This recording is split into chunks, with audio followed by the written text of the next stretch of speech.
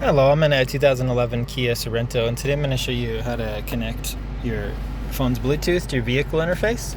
So first, make sure vehicle's on, which this currently is, and then make sure that your display is turned on. And then from here, we'll go to Setup, and then we'll scroll with this to Phone, and then push this to Select. And then here, we can add devices, delete devices. There's a limited number of phones you can have stored, so you might need to delete one first before you can add a new one. But we'll try pairing. Have already paired 5 phones. Please delete one phone to proceed with a new pairing. So as it said there, we got to delete one first. So we will go to delete. Let's say we want to delete that. We'll select it. Phone deleted. There we go. Now we got at least one more spot. So now we'll do phone again and pair. Please say a name for the phone. Clay. Clay?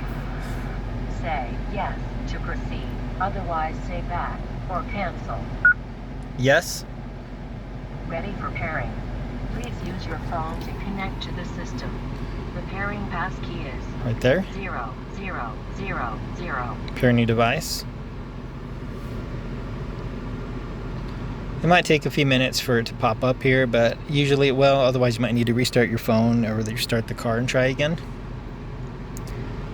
But eventually it'll typically pop up. There's Sorento. And as it said verbally, as well as here, it's got a pass key here that we're going to enter 4 zeros. And then you can also sync your call history as well, which I'm not going to do. But sometimes it makes it more convenient. All right, there's the 4 zeros. We'll do OK. Pairing complete.